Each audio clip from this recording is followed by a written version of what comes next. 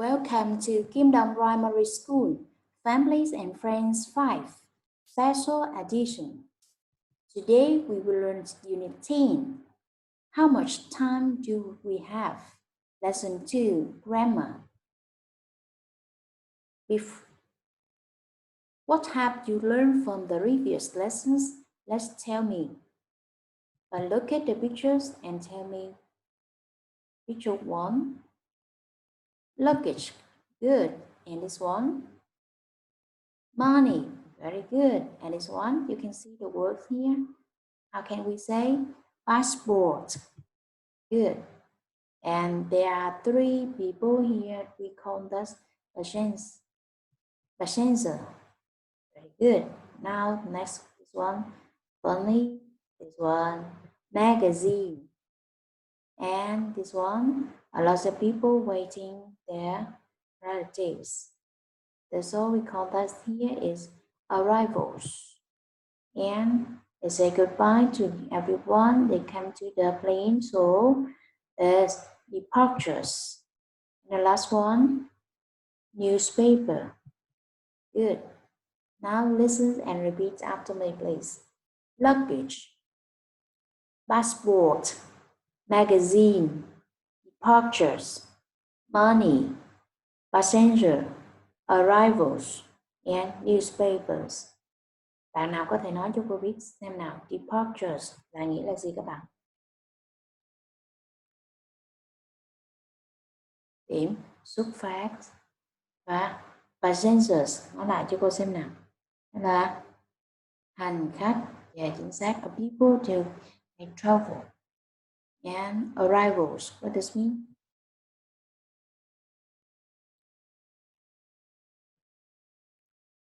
Điểm đến. Dạ, chính xác. Đây họ chờ đợi những người thân của họ bằng cách dơ những cái bảng như thế này, tên họ. Và cuối cùng là newspaper, easy. Right. Now moving. You will read and complete the sentences.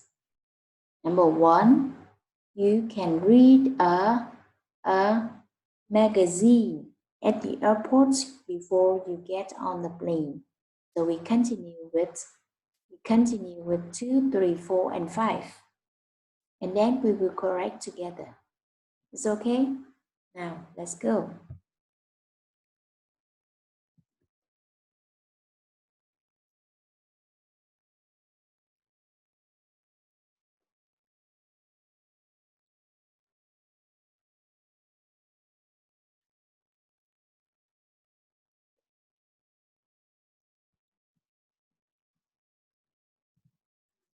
Have you finished?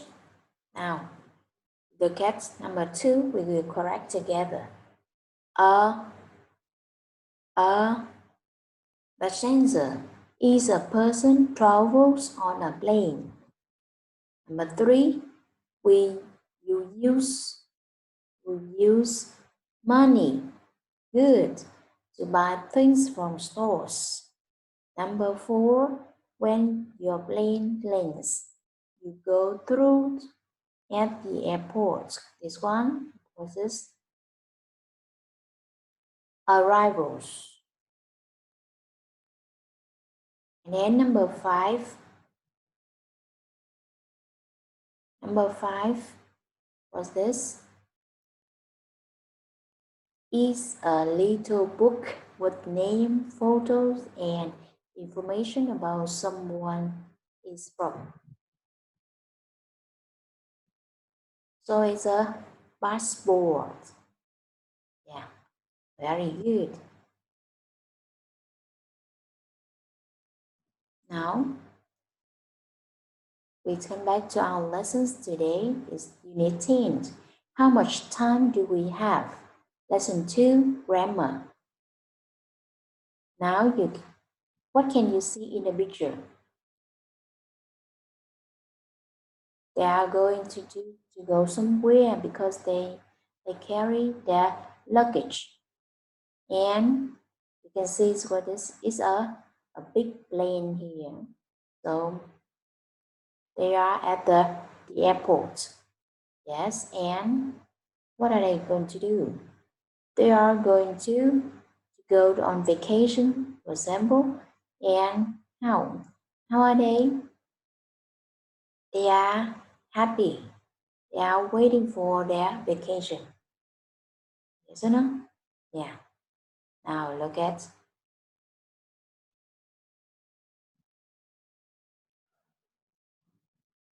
Now first you will listen and repeat. Listening 88. Listen and repeat. How much money do you have? I don't have much money. We have lots of money. How many magazines do you have? I don't have many magazines. I have lots of magazines.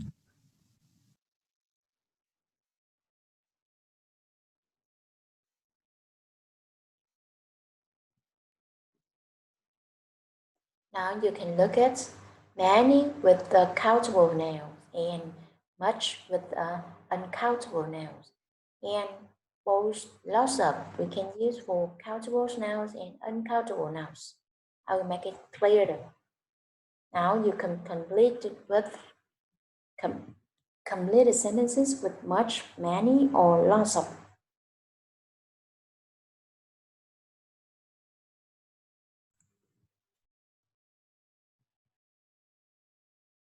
Are you ready? Now there are countable nouns here and uncountable nouns here. So remember that much and lots of we can use for uncountable nouns, and many and lots of we can also use for countable nouns. Understand? About as a question. A question, so how is one countable? So how many? Yeah. How many books does she have? And how about uncountable? How much? Sorry, he doesn't have many.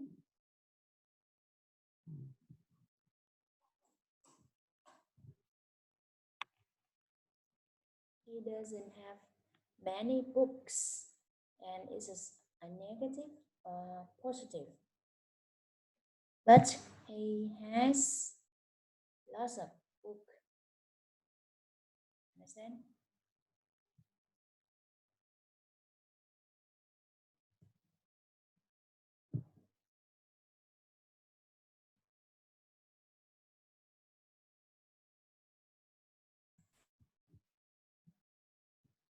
Đây là câu phụ đề, câu hỏi nè các bạn. Khi chúng ta như vậy thì đối với danh từ số nhiều thì chúng ta sẽ sử dụng là how many để hỏi.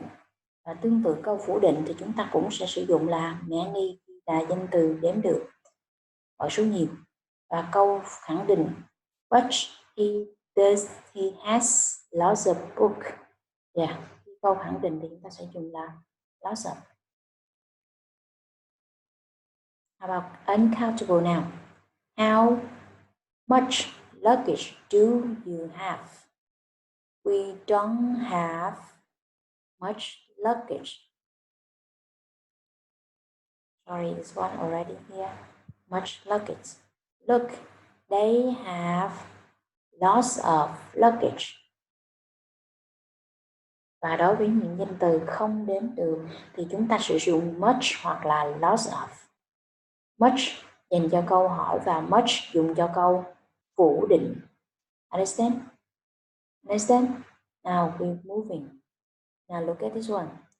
How much or how many we use to ask about luggage?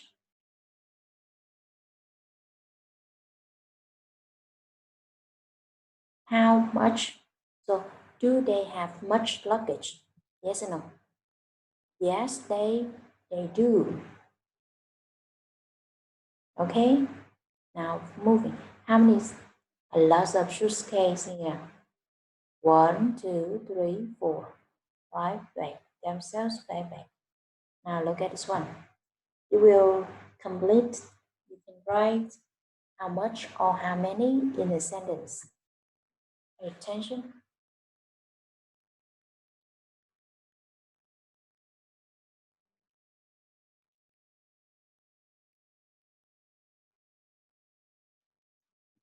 How much luggage do you have?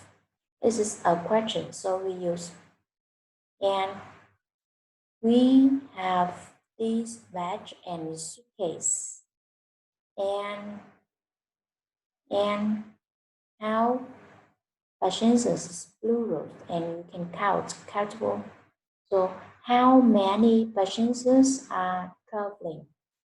How many passengers are traveling? 4. Continue. Time. Can you count?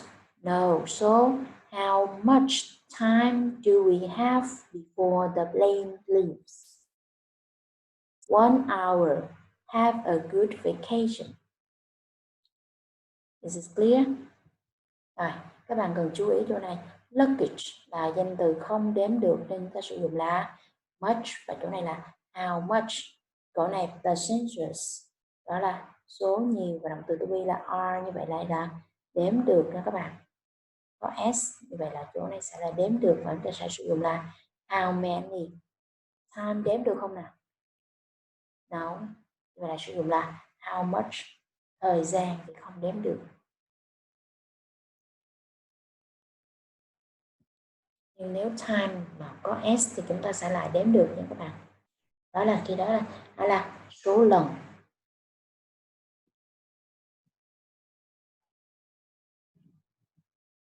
Now look at, you will have to say, for example, I will have a sentence. Number 1, she doesn't have much luggage. She doesn't have luggage. This is not. So number 1 not, 4 not, and 5 not. This is negative. She doesn't have much luggage. How about number 2? Food. We use much or many or any or lots of. Is lots of. So they have lots of food. How about number 3? He has lots of time. He has lots of time. And number 4, he doesn't have.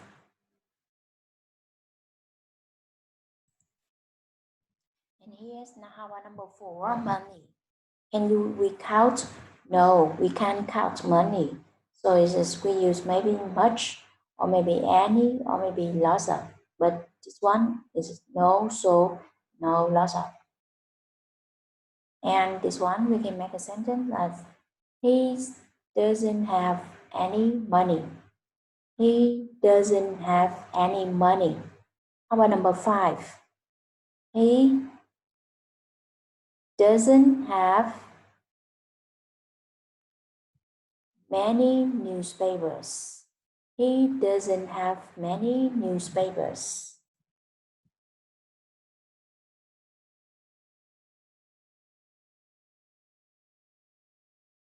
Đây các bạn, ở câu số 5 các bạn thấy newspapers có s không nào? Như vậy chỗ này khả năng nó sẽ là đếm được rất nhiều. Yeah, chính xác. Đây chỗ này là many newspaper. Understand? Now we move on. Please open your workbook, page 69. You will write down C for countable nouns, countable works, and U for uncountable works. Are you ready? Number 1 is example. Passenger is countable. And money, countable, uncountable. Uncountable. While time, uncountable. 4, newspaper is countable. And magazine, easy one, is countable. Luggage, uncountable. Food, uncountable. And the last one, sharp, is countable. Now say it again for me, please. 把身子 money, time, newspaper, magazine, luggage, food, and shop. Okay, moving. Look at the exercise here. This is you make a conversation between Wang and Hoa. Between Hoa and her friends Wang about trip to his grandparents' house. And then you have to choose the correct answers. For example, number 1, luggage. So we can make a sentence with much. How much luggage do you have, Wang? I don't have much luggage. Ở cái chỗ này người ta sử dụng là much, thì hỏi thì sẽ là sử dụng much để trả lời khi câu phủ định. I don't have much luggage. About number 2, it will be hard. How many t-shirts did you pack?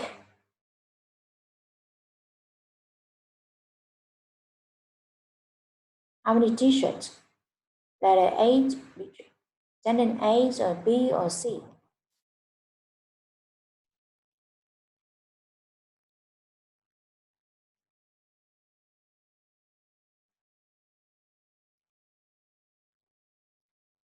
So the answers for number 2 is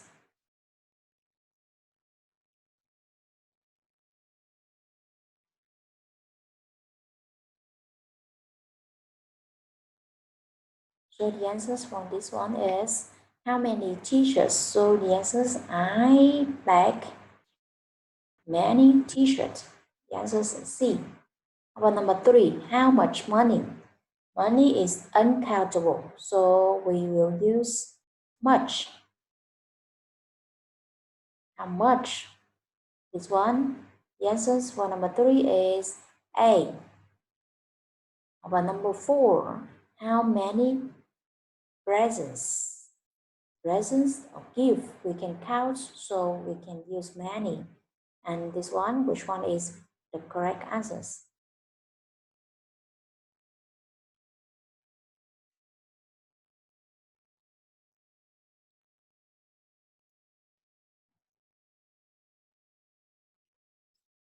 This one, the answers for here is many presents.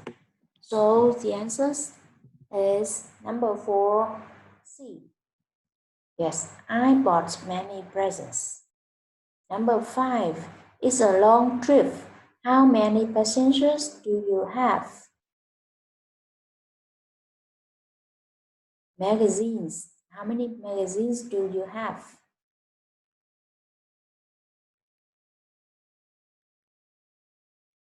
I have lots of magazines.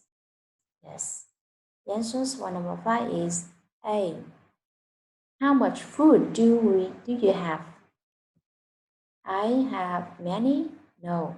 I have lots of food. I don't have many food. So the answers for number 6 is B. I have lots of food. Câu phủ định nhưng chúng ta chỗ này ta không sử dụng many mà ta sử dụng là much. Và tương tự câu A cũng vậy. Không sử dụng many mà sử dụng là much. Because food is uncountable now. About exercise 3. Open your workbook page 69.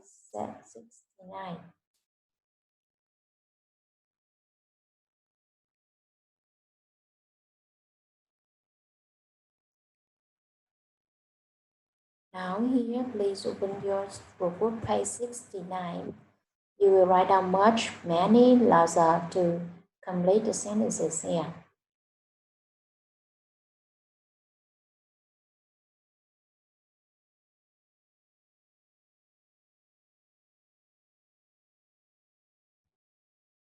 Now, we start. Quick says that we don't have much time. We all pick up our badge. We have lots of luggage. Bởi vì câu này câu khẳng định các bạn, nên chúng ta không sử dụng là much hoặc là many. Ở chỗ này luggage không đếm được nên chúng ta chỉ có thể sử dụng much hoặc là lots of. Câu khẳng định thì sẽ là lots of. There are some cats, but you need money to use them.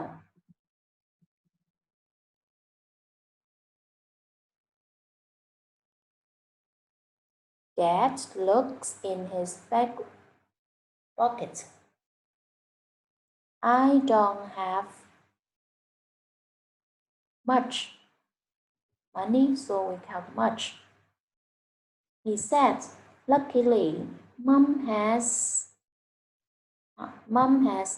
lots of money.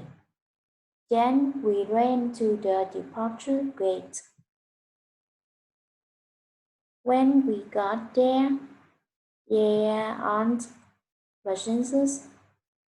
many passengers. The man said, sorry, flight A387 is late.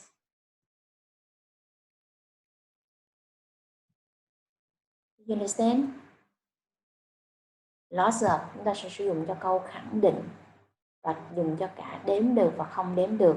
Much dùng cho câu phủ định và câu hỏi, dùng cho danh từ không đếm được. Và many dùng cho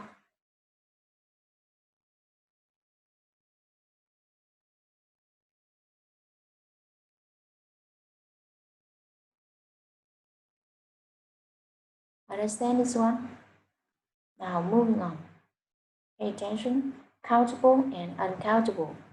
Ở đây cô sẽ giúp cho các bạn nhìn rõ hơn, cặn kẽ hơn về danh từ đếm được và danh từ không đếm được thì sử dụng là much hay là lots of hay là many. Now, many books. This one. How about uncountable? Much juice. And we can use countable and uncountable together with lots of. For example, lots of books or lots of stores. And và ở đây các bạn cần lưu ý, we use much or many in negative and questions. Ở đây chúng ta cần lưu ý là chúng ta sẽ sử dụng much hoặc là many ở câu phủ định hoặc là câu hỏi. Và một trường hợp nữa, chúng ta sẽ sử dụng lots ở câu khẳng định positive. Understand? Yes or no?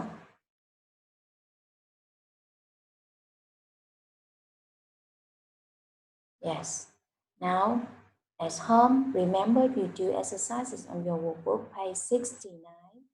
Then you write the sentences, 2 sentences for each word. For example, you will make 2 sentences for much, 2 sentences for many, and 2 sentences for lots of.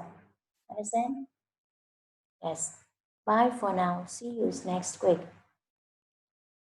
See you next lessons.